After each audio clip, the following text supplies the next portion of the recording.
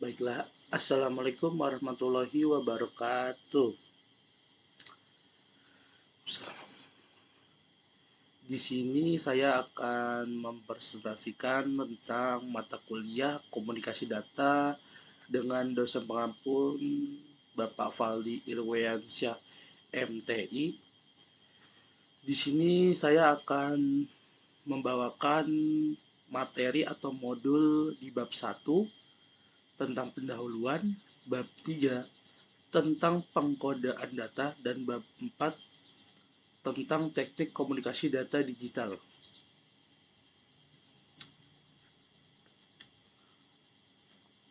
Pertama-tama perkenalkan terlebih dahulu, saya Muhammad Nova Sefa Ramadan, jurusan Teknik Informatika Universitas Mercu Buana tahun 2022.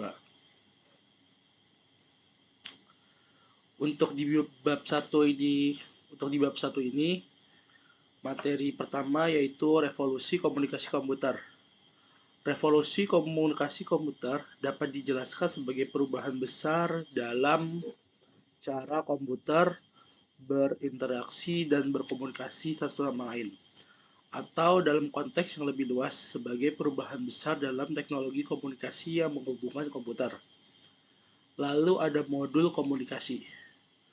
Modul komunikasi adalah suatu kerangka kerja yang digunakan untuk memahami bagaimana pesan atau informasi yang dipindahkan dari satu pihak ke pihak yang lainnya dalam suatu proses komunikasi. Dengan kata lain, model komunikasi adalah alat untuk menjelaskan dan memahami mekanisme komunikasi tersebut. Lalu ada komunikasi data. Komunikasi data sendiri merupakan tindakan mengalihkan informasi atau data antara dua atau lebih subjek, seringkali melalui berbagai media atau jalur seperti kabel, jaringan, nirkabel, atau sinyal digital yang lainnya. Data yang ditransmisikan dapat berupa teks, gambar, suara, ataupun bentuk informasi yang lainnya. Lalu ada jaringan komunikasi data. Jaringan komunikasi data adalah sistem yang memungkinkan perangkat komputer atau entitas untuk berinteraksi dan berbagi data melalui berbagai sarana seperti kabel, jaringan, nirkabel, atau sinyal digital. Jaringan ini memudahkan pertukaran informasi dan memberikan akses ke sumber daya bersama seperti internet. Lalu ada beberapa tipe dari jaringan komunikasi. Yang pertama, switched network. Switched network adalah jaringan komunikasi yang menggunakan perangkat bernama switch untuk mengalihkan data ke perangkat tujuan yang sesuai. Jaringan beralih atau switch network ini merupakan alternatif yang lebih canggih dan efisien daripada jaringan yang berbasis hub, karena switch dapat mengenali alamat MIC atau Media Access Control pada setiap perangkat di jaringan dan mengirimkan data hanya ke perangkat yang dimaksud, mengurangi kepadatan lalu lintas dan meningkatkan kinerja jaringan. Lalu ada broadcast network. Broadcast network sendiri adalah sebuah infrastruktur komunikasi yang digunakan untuk mengirimkan sinyal audio dan video dari satu titik ke banyak penerima secara bersamaan. Ini digunakan dalam televisi dan radio siaran, serta dalam transmisi data seperti streaming online. Lalu ada arsitektur komunikasi komputer. Struktur komunikasi komputer adalah sebuah istilah yang mengacu pada tata letak komponen dan organisasi dari sistem yang digunakan untuk menghubungkan dan memfasilitasi komunikasi antar perangkat komputer.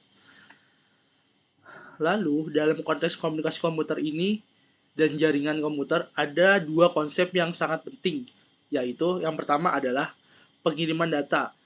Pengiriman data sendiri menyangkut bagaimana data dikirim dari satu perangkat ke perangkat lainnya melalui jaringan, termasuk metode, protokol, dan teknologi yang digunakan. Lalu penerimaan data itu sendiri. Ini mencakup bagaimana perangkat menerima, menguraikan, dan menginterpretasikan data yang diterima melalui jaringan tersebut, serta bagaimana data tersebut digunakan atau diteruskan ke aplikasi yang relevan.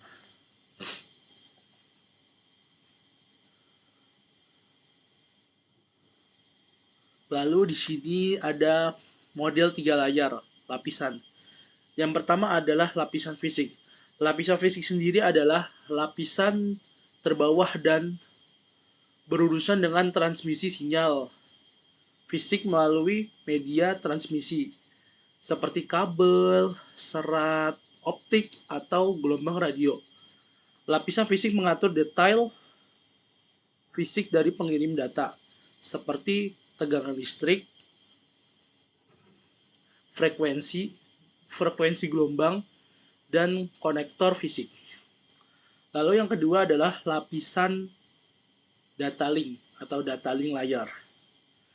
Lapisan ini berfokus pada pengiriman data antara dua perangkat yang langsung terhubung satu sama lain dalam satu segmen jaringan. Ini melibatkan kontrol akses ke media, pengiriman frame data, serta deteksi dan koreksi kesalahan data.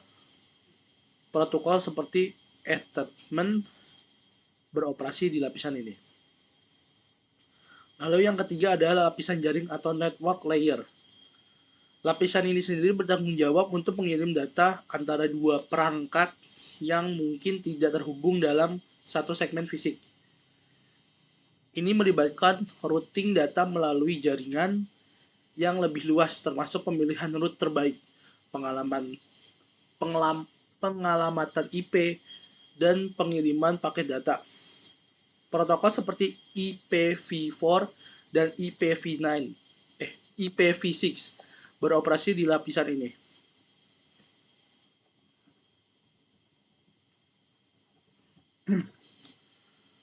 Lalu ada model OSI. Yang pertama adalah lapisan fisik atau physical layer. Lapisan fisik atau physical layer sendiri terbawa dalam model ini berurusan dengan sinyal fisik, kabel, konektor, dan media transmisi fisik. Ini mengatur cara data diubah menjadi sinyal fisik untuk transmisi. Lalu ada lapisan data link atau data link layer. Lapisan ini mengatur cara perangkat di jaringan langsung berkomunikasi satu sama lain. Ini termasuk kontrol akses ke media, pengirim frame data, serta deteksi dan koreksi kesalahan data. Lalu lapisan jaringan atau network layer. Lapisan ini bertanggung jawab untuk routing data antara dua perangkat yang mungkin tidak terhubung dalam satu segmen fisik. Ini mencakup pemulihan rute terbaik, pengalaman IP, dan pengiriman paket data. Lalu yang keempat, lapisan transport atau transport layer. Lapisan transport mengatur pengiriman data end-to-end antara dua perangkat. Ini memastikan pengiriman data, pengurusan paket, dan pengendalian aliran data. Lalu ada lapisan sesi atau session layer. Lapisan sesi sendiri mengatur pembentukan, pemeliharaan, dan penghentian sesi komunikasi antar dua perangkat. Ini termasuk manajemen sesi dan pengelolaan dialog. Lalu ada lapisan presensi atau precision layer. Lapisan presensi sendiri mengelola pemrosesan dan konversi data ke format yang dapat dipahami oleh perangkat penerima. Lalu yang terakhir adalah lapisan aplikasi atau application layer.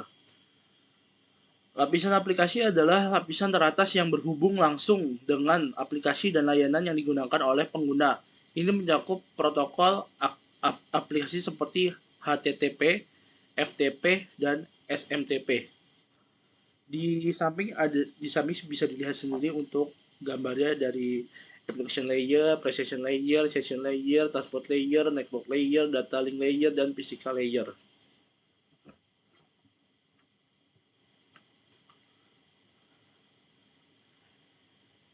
Lalu untuk materi bab 1 terakhir adalah organisasi pembentukan standar. Organisasi pembentukan standar atau Standard Development Organization adalah entitas atau badan yang bertanggung jawab untuk mengembangkan, mengelola, dan merumuskan standar teknis dalam berbagai bidang, termasuk teknologi, industri, komunikasi, dan lainnya. Standar ini digunakan untuk memastikan kompatibilitas, interoperabilitas, keamanan, dan kualitas dalam bentuk layanan dan sistem yang digunakan di seluruh dunia.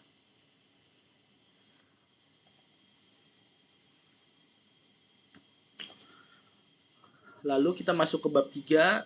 Untuk materi pertama adalah data digital dan sinyal digital. Data digital dan sinyal digital merujuk pada bentuk informasi dan cara penyampaian yang menggunakan representasi diskrit dalam bentuk angka, digit, atau bit. Dalam bentuk data digital, informasi diwakili sebagai angka atau bit. Sementara di digital adalah cara penyampaian data yang menggunakan sinyal berbasis diskrit, seperti gelombang berkode binar untuk mentransmisikan informasi digital tersebut. Lalu konsep yang berkaitan dengan cara data digital tersebut. Di sini terdapat 5. Yang pertama adalah non-return to zero atau NRZ. Adalah metode representasi data digital yang menggambarkan bit 0 dengan satu level tegangan data bit 1 dengan tingkat tegangan yang berbeda selama periode bit. Lalu ada multi-level binary. Multi-level binary sendiri adalah metode encoding di mana beberapa tingkat yang digunakan untuk mewakili beberapa simbol biner. Lalu ada bit hash. Bit hash sendiri adalah teknik encoding yang mengacu pada pengguna perubahan dalam fase sinyal sebagai representasi bit. Seringkali menggunakan perubahan fase di tengah periode bit sebagai indikator bit 1. Lalu modulation rate atau kecepatan modulasi, yaitu tingkat perubahan dalam sinyal yang digunakan dalam proses modulasi. Ini mencerminkan seberapa cepat perubahan dari digital dikonversi menjadi sinyal analog atau digital. Lalu yang terakhir adalah teknik scrambling. Teknik scrambling sendiri adalah suatu proses acak yang digunakan dalam komunikasi untuk mengacaukan data sebelum modulasi. Ini membantu mengurangi efek panjang, runtuh, dan meningkatkan efisiensi transmisi tersebut.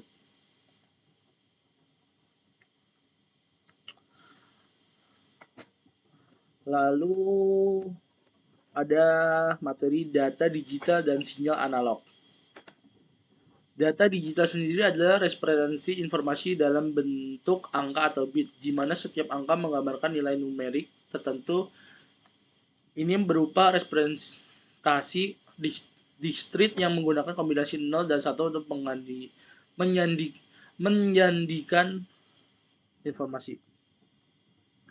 Lalu sinyal analog. Sinyal analog sendiri mempresentasikan kontinu dari data dalam bentuk gelombang yang dapat mengambil berbagai nilai dalam rentang tertentu. Ini berbeda dari data digital yang bersifat diskrit, karena sinyal analog dapat mengambil nilai-nilai di seluruh rentang kontinu tersebut.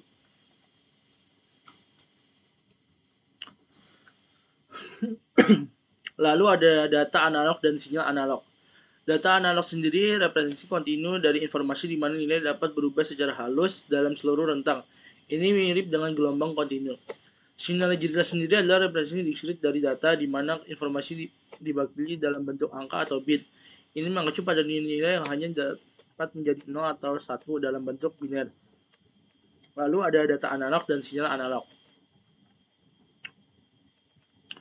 Data analog sendiri representasi kontinu dari informasi di mana nilai dapat berubah secara halus dalam seluruh rentang. Lalu yang terakhir adalah sinyal analog, adalah gelombang yang menggambarkan data dalam bentuk yang dapat berubah secara halus dan kontinu. Ini berarti nilai-nilai yang bisa berkisar di seluruh rentang tanpa batasan distrik. Lalu untuk materi bab 4, yang pertama adalah transmisi asynchronous. Transmisi asynchronous data dikirim dalam bentuk paket-paket kecil yang dikenal sebagai frame. Dan tiap frame berisi data bersama dengan bit-bit kontrol yang menandakan awal dan akhir frame tersebut. Waktu antara dua frame bisa bervariasi sehingga tidak ada jadwal waktu yang tetap. Ini memungkinkan fleksibilitas dalam mentransmisikan data, tetapi dapat memerlukan lebih banyak bit untuk bit kontrol tambahan tersebut. Lalu ada synchronous. Pada transmisi synchronous tersendiri adalah data dikirim melalui berkelanjutan tanpa frame terpisah, dan ada suatu jadwal waktu yang ketat antara bit-bit data tersebut. Semua perangkat yang terlibat dalam komunikasi harus tetap terkait dengan jadwalnya dan waktu yang sama. Ini memungkinkan sebuah transmisi data dengan kecepatan yang lebih konsisten dan lebih efisien.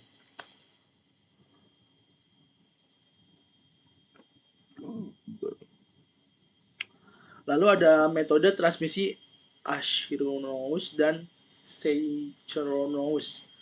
Untuk transmisi asynchronous yaitu metode melibatkan pengiriman data dalam frame terpisah tanpa jadwal waktu yang ketat antara frame-frame tersebut.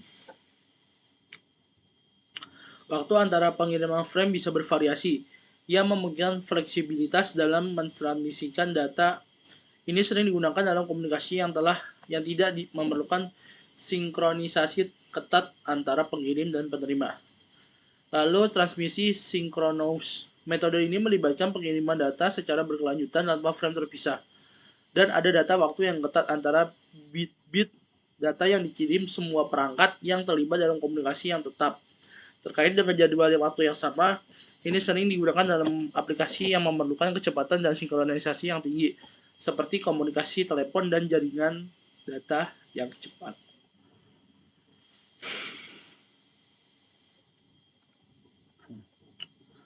Lalu ada teknik deteksi error.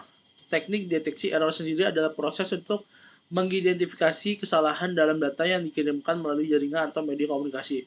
Tujuannya sendiri adalah memastikan integritas data dan mendeteksi kesalahan transmisi yang mungkin terjadi selama periode komunikasi tersebut. Beberapa metode yang digunakan untuk ini termasuk menggunakan pengguna checksum, Caliche redundance check atau CRC, dan paired bit. Jika kesalahan terdeteksi, tindakan koreksi atau retransmisi data dapat diambil. Ada 3 teknik yang umum dipakai sebagai deteksi error. Yang pertama adalah parity bit. Parity bit sendiri adalah metode sederhana untuk deteksi kesalahan dalam data. Ini melibatkan penambahan 1 bit atau bit paritas ke dalam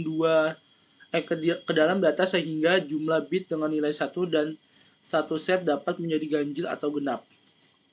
Lalu ada longitudinal redundance check. LRC adalah metode deteksi kesalahan yang melibatkan penambahan bit kontrol ke dalam setiap blok data. Bit kontrol ini menggambarkan jumlah bit bernilai 1 dan blok data dan digunakan untuk memeriksa kesalahan dalam transmisi. Lalu yang ketiga adalah CRC atau Cyclic Redundance Check. Cyclic Redundance Check sendiri adalah metode yang lebih kuat dan kompleks untuk mendeteksi kesalahan dalam data. Ini melibatkan pembagian polinomial pada data dan penambahan sisa hasil bagi polinomial ke dalam data tersebut.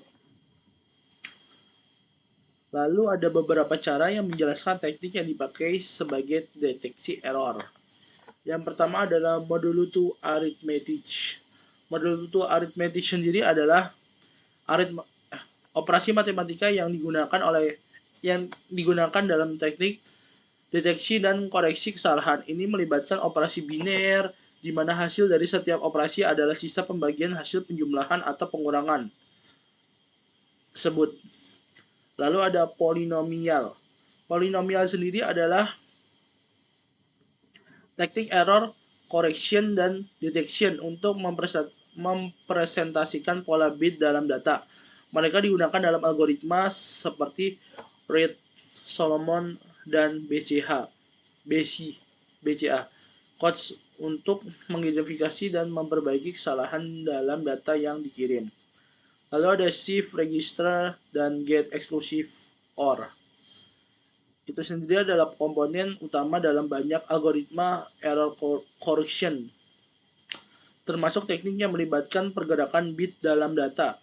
Mereka membantu dalam menghasilkan dan memproses data yang digunakan dalam proses deteksi dan koreksi kesalahan tersebut. Lalu yang terakhir adalah forward error correction. Forward error correction sendiri adalah teknik yang digunakan dalam komunikasi untuk mendeteksi dan memperbaiki kesalahan secara otomatis tanpa perlu permintaan ulang data yang rusak. Ini melibatkan penambahan bit tambahan ke dalam data yang dikirim sehingga penerima dapat memulihkan data yang hilang atau rusak. Lalu ada interfacing.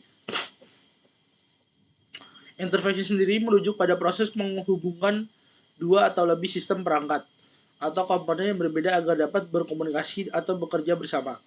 Ini melibatkan pengaturan antarmuka atau konektivitas antar perangkat keras dan perangkat lunak yang berbeda sehingga mereka dapat saling bertukar data sinyal dan atau informasi. Dalam konteks teknologi, interfacing sangat penting dalam berbagai bidang, termasuk komputer, perangkat seluler, elektronika, dan otomasi industri. Hal ini memungkinkan perangkat dan sistem yang berbeda untuk berkolaborasi dan saling berinteraksi yang sering diperlukan dalam operasi sehari-hari, pengambilan proses dan pengumpulan data, dan komunikasi antar perangkat.